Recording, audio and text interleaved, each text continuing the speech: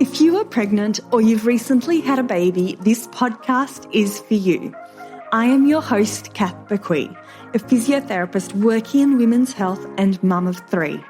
Inside my online program, Fitness Mama, I just love helping support women to care for their bodies during pregnancy, prepare their bodies for birth, and support their after-birth recovery, helping them feel confident and strong inside out during this important stage of their lives. In this podcast, join me each week as we dive into all things pregnancy care, childbirth, and postnatal recovery, helping you through every step of the journey. It is absolutely possible to feel amazing and confident in our bodies during this motherhood journey, and I want that for you. Come and say hi to me on Instagram at FitnessMama, and let's dive into today's episode. Hello and welcome back to the Pregnancy, Birth and Recovery podcast.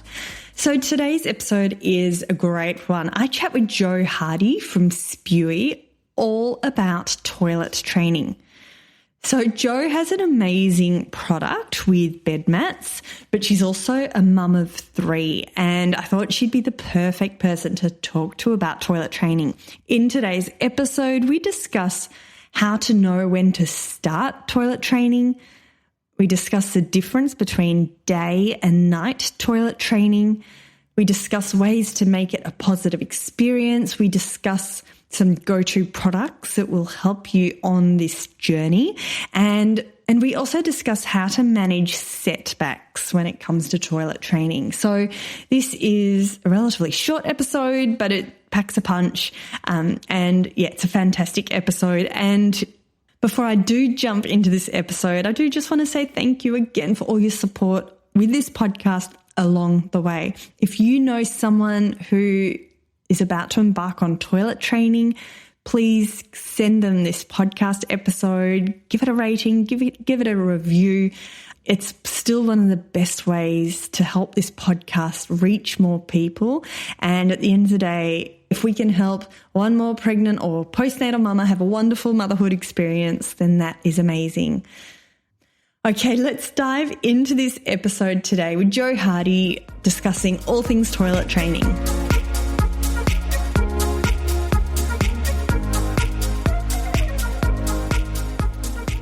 Jo, thank you so much for joining me today on the Pregnancy, Birth and Recovery podcast, talking all things toilet training. Thanks for having me, Kath. It's good to be here. You are the perfect person to speak to about this. So let's dive into it. Like toilet training with three children. I remember I was really worried about this when my oldest was approaching, that age. I was thinking, oh my gosh, like it's a whole new area that's of unknown and uncertainty. And you hear about all the accidents so it's really nice to chat because I think there's a lot, or hopefully I trust that this will be really valuable for parents who are about to embark on this journey. Let's start off with the timing in terms of how do we know when it's time to start thinking about all this? Yeah. So I think the biggest thing is as parents in anything, whether it's toilet training or food or all the milestones, we put so much pressure on ourselves as parents to get it right and do it right and make sure our kids are meeting all these milestones. But sometimes it's better just to take that pressure off and just let them do it in their own time. And I think toilet training is one of them, hitting milestones and the pressure. I think you still, it's, insightful to know the things that you're looking out for when you're going into toilet training. And daytime and nighttime are completely different. So daytime, it's usually when they're interested in what you're doing. So if they're going to the toilet, when you're going to the toilet, asking questions or trying to pull their own nappy off as well. I think that's a great visual cue as to that they're starting to get ready for that. We did toilet training. We tried to do it in summertime because it was just easy just to have the kids running around with no pants and undies on at home during summer so they could feel when they need to go to the toilet. And it was just easy that way. You can stick them out in the grass and, it worked better in summer. And obviously you can't do that for everyone. But yeah, so just getting the kids to, to jump on the toilet if they feel like they need to do a wee, or even just asking them, saying, do you want to have a try, and getting them to sit on the toilet. And if they don't do anything, that's fine. And I think the important thing too is to ensure that you're not pressuring them, or if they do have an accident, not making a big deal out of it, and just keeping everything positive, and, being their little cheer squad for when they do things in the toilet. I remember my eldest, who's now 11, when she did her first poo-poo in the toilet, we had to take a picture and send to Pop. So Pop got that picture because she was so proud. Oh, very sweet. Now, in terms of, I remember doing the same thing in terms of doing it in summertime when they could, run around. You didn't have to worry about stripping down all the layers because it was cold. But what's your suggestions when you're out and about? It's all well and good when you're at home and the toilet's just a few meters away and you can pop them on the toilet when, you need to. But what about when you're out and about? We did it two ways. If we were traveling further, because at the time we lived in town, now we live out of town. So if we weren't doing big trips, if we're just going down to the local supermarket, we would just pop them in just undies, but we'd take a wet bag with us with a spare set of clothes. So if there was an accident, obviously you've always got wipes in your baby bag or in your bag. And also on that note, an old rag in case it was on a floor that quickly a floor and then the baby wipes to sort of. Yeah. And then the wet bag to put all the wet stuff in, and then that's where your dry stuff are as well. So you just do the quick changeover. For longer trips, especially in the car, we weren't brave enough, and we just popped them back in a nappy and then had those clothes there for wherever we were going to. Oh, right. So you didn't go cold turkey. You'd put them in their nappy sometimes. No. Oh, maybe we did with my eldest, but by the time we got to the third, there wasn't enough of me to be able to manage two others while the little one's having an accident. I'm trying to clean all of that up. Yeah. So you've just got to make it easy on yourself in whatever that looks like. And just out of interest, when you didn't go cold turkey per se, did that was there any difference in how long it took for them to become fully toilet trained between first, second, and then third? Well, first and second did it quite quickly. So obviously the daytime we went quicker, and the nighttime they were kind of done between 4 and 5, I think. Whereas our youngest took a little longer during the day, and we're still not completely there at night yet. So I don't know the order of the birthing of the kids or the time that you have with each one before you have the next one. It just works out that our little one just took a little bit longer, and So there's so many variables, aren't there? Absolutely, and how deep they sleep. And actually, let's talk about that a little bit more, because I think daytime training and nighttime toilet training are two totally different things. And I remember sort of with my first and second, they sort of happened at the same time. They're doing nighttime toilet training, and I sort of patted myself on the back, and I was like, but I was like, go me. No, it wasn't at the same time, but it wasn't too long a difference. Whereas my third, like your third, took years and years in my time, and I was like, oh, okay, this perhaps isn't. It wasn't go me, but there's perhaps other stuff going on. So have you got anything to add about the nighttime training in terms of? Yeah. So with the nighttime training, it's different to daytime, because daytime's all about the feeling and the cues that the child's showing and getting them to understand what they're doing, whereas nighttime training, they're asleep. So as the child does get older, there's a chemical that gets released into their brain, and it tells the kidneys to make less urine. So as the children get older, this chemical produces more, so that during the night the kidneys don't make as much wee, essentially, as what they do during the day. So until that chemical is producing enough, they still do wee at night. And obviously there's other factors that may come into that as well, depending on the child, that the reason that they're still wetting the bed at night. But that's essentially what happens in the body to do the night toilet training. But in terms of that, some of the things that we do and that we find sometimes work for our little one, but did work for the older two, was just avoiding big drinks before bed and a lot of water or milk. Trying to keep them hydrated during the day as well actually helps with the production of wee overnight. And bedwetting can actually run in families. So I remember as a child, I was quite old when I stopped wetting the bed. I remember wetting the bed, and I remember going over to friends' sleepovers, and it was always a bit nervous and embarrassing because I'd probably wet the bed, and I did. And I think, my youngest may have got those genes from me. And, you do stop wetting the bed. We've tried with Charlotte, with our youngest, sort of like dream feeds. When I go to bed, I'll just pick her up, pop her on the toilet, and she kind of rouses a little bit, and you say, go to the toilet, it's time to do wee-wees, and she does it. And if I do that, she does wake up dry most of the time, but I can't do that every night because some nights I'm out. By the time my head hits the pillow, by the time I think about bed, I'm winding down. Yeah. But it is something that you could try. I guess if anyone is worried as the child does get older, obviously always speak to a healthcare professional, but it is quite normal for, children who are, 4, 5, 6, 7 to be still wetting the bed. Yeah. And I love that strategy. For years, I think until I physically couldn't carry them, like I still took them to the toilet when I went to bed, just because I knew it would stop a wake up overnight. And then it got to the point where, I'd try to pick them up and they'd walk, and then that's always tricky though, getting them to walk when they're asleep. But on that note, like what Jo just said, if you do get to the stage where your child's getting older and you're concerned about it, definitely go and speak to a healthcare professional. Your doctor's always a good place to start, or if you've still got your maternal child health nurse.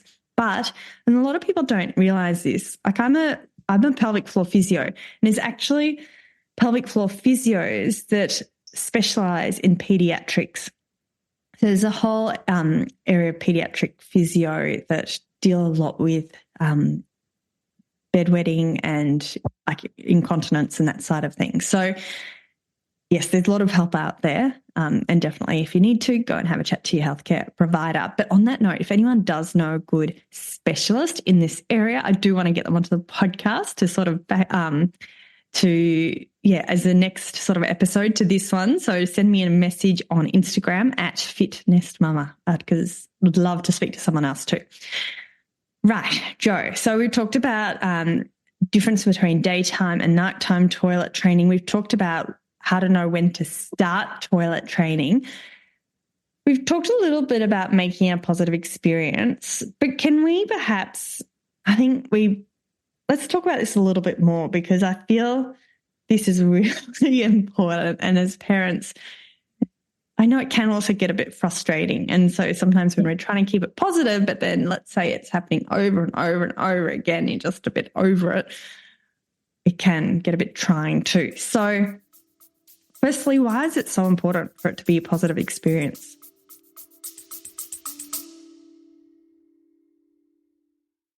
Who says dealing with toilet training accidents or sickness has to be a drag? Not anymore.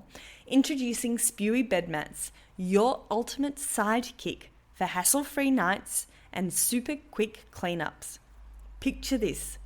No more wrestling with soggy sheets or remaking beds at 3 a.m. Spewy bed mats swoop in to save the day, soaking up to 2 litres of liquid. Plus, with their waterproof backing, you can kiss leaks goodbye and say hello to a better night's sleep. For peace of mind and stress-free nights, order now at spewy.com.au.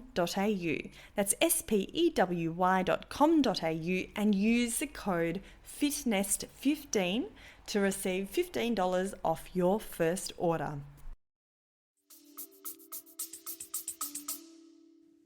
Well, just like anything, like if we're doing something and we're not getting it quite right or we're not quite understanding, and someone, rouses on us, I guess, if we're not doing it right. Like, how does that make us feel? Yeah. So, and we're adults, and that feeling isn't good. So just imagine that on a child, like they're just trying to, most of the time, like young children are just trying to please their parents because they want that positivity.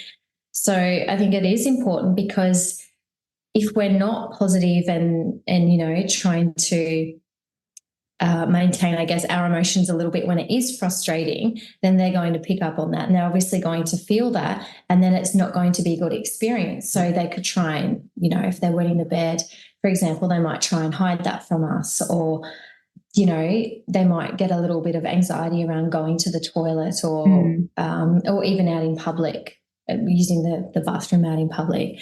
So I just think it's as part of their, like, I'm really big on mental health. So as part of their mental health, I think that that's really important. And it also teaches them too that it's okay to get it wrong or to make a mistake. And then we just turn that around and go, okay, so next time let's try and do this. Or as soon as you feel it, let's just go have a try. And it doesn't matter if you go or not, but at least we're on there and we've had a try. Or even do things like, I know some people use sticker and reward charts. For little boys, they have like, what are they, like ping pong balls in the toilet that they try and do practice with, just to make it fun and positive. And I don't know if I should tell this story on air, but I had 3 brothers. So growing up with 3 brothers, there were 4 of us in total. My mum was so sick of cleaning the toilet, and then, you know, 2 hours later there was wee everywhere. So she heard about this ping pong ball thing in the toilet. So she gave it a go. And it worked a dream. My 3 brothers, you know, loved the aiming practice and would just probably take aim. The tricky thing was, whenever we had guests over, my mum had to remember, like she tried to remember to like throw out the ball and like just get rid of it. Anyway, one day she forgot to throw it out, and we had people over for dinner. And this was a dad actually who had 3 sons, like the family came over. Anyway, I remember Mum was just about to serve dinner for the 2 families, and he came out of the toilet and said, "Oh, I found one of your ping pong balls in the toilet." And he had it in his hand. He'd fished it out for her and, you know, been very helpful. And my mum was mortified. So if you're doing a ping pong ball strategy, that's great, but maybe think about what to do. Or maybe you just have to tell your guests, forget about the ping pong ball. But I don't know. It was just a pretty funny story that I've always remembered. Yeah. And another thing for the toilet training too is, in New South Wales at the moment, it is school holidays. So if people are going away travelling, we always used to pack just one of those cheap white plastic potties that you just chuck in the boot with a roll of toilet paper. So if you are going cold turkey in the car, essentially, and they're still in a car seat, then you can just pull over on the side of the road, grab the potty out, they do their thing. Or, well, I have 3 girls, so I guess boys just do their thing in the bush, right? But yeah, grab the potty and it just a quick wipe out with some wipes, and you can clean it later. And that works really well too. And it's a novelty. Like I remember, I can't remember if it was my oldest or my second, like the potty was a novelty. We just had it in the lounge room. Like if people were over, obviously we put it away, but we just had it in the lounge room, and they would just go to the potty. They wouldn't do anything. They'd just sit there, have a play around, and then pop off and toddle off and do their thing. So it was, and that's what I mean when I say make it like a positive, fun experience, so that there's, and I guess there's always, you don't have to try all these things at once if you're listening. Like it's like your bag of tricks, and yes, absolutely, pull them out if and when you need them. You don't need to get the stickers and the potty and the ping pong ball and like everything else that goes with it all at once. Speaking of which, I'd love to know, what are your go-to products? And I know you've got an amazing product, but let's chat about a few basics like the potty, that if you're about to embark on toilet training, what might be helpful to, I guess, have in your bag of tricks, so to speak. Bag of tricks? Yeah, whatever the term is. Definitely a wet bag, and you can get them from anywhere. I think that Big Dub, Kmart sell them, different businesses sell them. We have our own as well, but you can get them just literally anywhere. I think even some swimming centres sell them. They're just a wet bag, so that if you are out and about or somewhere not at home, and your child does have an accident, it's just somewhere, if you don't have a plastic bag on hand, because we don't have those on hand anymore, that you can pop all the wet clothes into until you get home. Definitely, a bag with a change of clothes. Books as well. We had a couple of toilet training books just to, I guess, when the child's showing some signs of potentially looking at toilet training, just having some funny books about toilet training and different animals, how they go to the toilet, and just having that conversation with the child around those topics as well. And then for nighttime toilet training, investing in a good bed mat. So the difference between having a bed mat and not having a bed mat is that if your child is still wetting the bed during the night, instead of having to strip and remake the bed at 2 a.m., whenever it is, you just take the bed mat off and replace it with a clean one. And we've got Charlotte when she does have an accident, I can now literally, and she's 6, I can hold her in one arm while I take the bed mat off, put a clean one on, and then I lay her back down and take her wet stuff off. It's so much quicker and easier at night when everyone's, especially yourself when you're half asleep, trying to do that. And she doesn't wake up, so that's great. Because I'm having to spend another hour trying to get her back to sleep.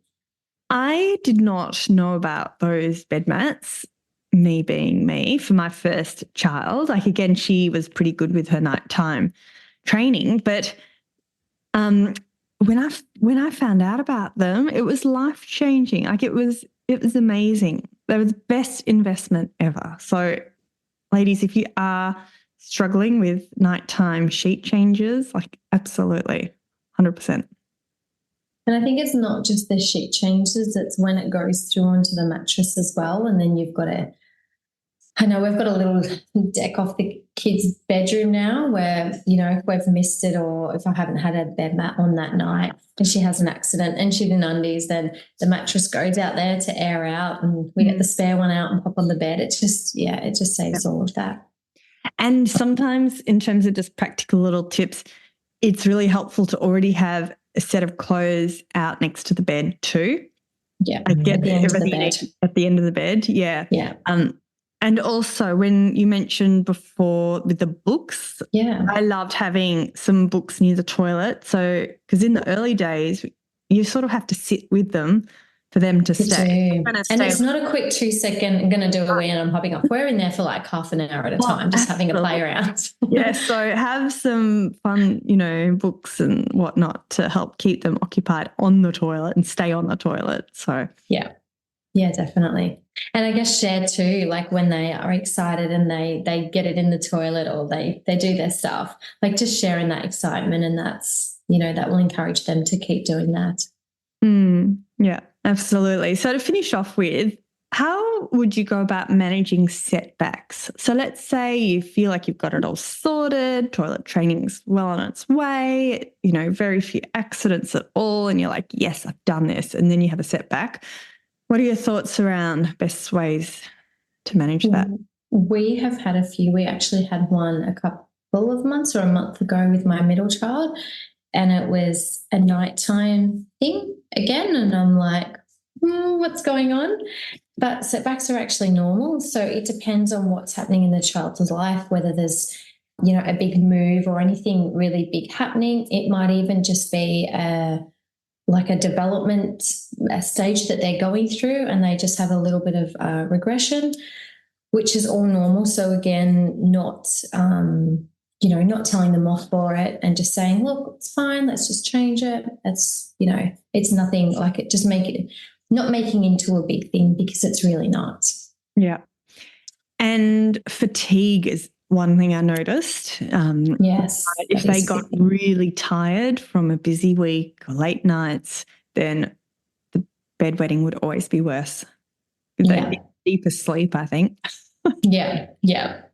Or even if our routine changes, I guess, a lot sometimes, or if they start a new sport and it just changes the whole week and we're out for an extra couple of hours and, they've had a big day at school. So, that plays into the fatigue as well. Yeah, for sure. Amazing. Was there anything else you wanted to finish off with before we wrapped it up that we haven't talked about? No, I think that's everything. I was just going to add in that if anyone listening wanted to have a look at any of our bed mats, we have a discount code for your listeners, which is Fitness15, which gives you $15 off your order at the moment. Our single bed mats are on pre-order, but they are due to land in 2 weeks. We've mostly sold through those, but there are still a few left in that shipment. Amazing. And I'll put all those links in the show notes too. Thank you so much for that lovely offer as well. That's lovely for the listeners. No worries at all. Thank you, Jo, for joining me today and chatting all things toilet training. Thanks for having me, Kath.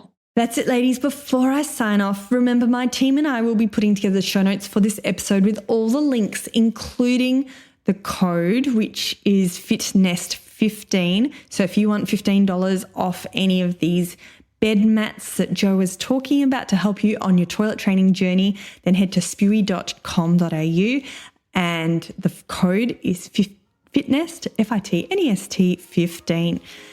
That's it, ladies. Have a fabulous day, and I look forward to you joining me next week for another episode of the Pregnancy, Birth and Recovery podcast.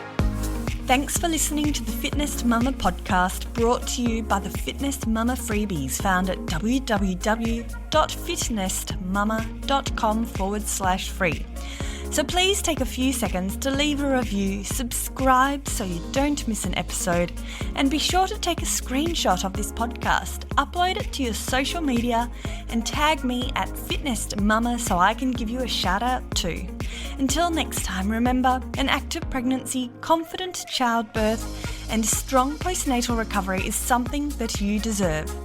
Remember our disclaimer, materials and contents in this podcast are intended as general information only and shouldn't substitute any medical advice, diagnosis or treatment. I'll see you soon.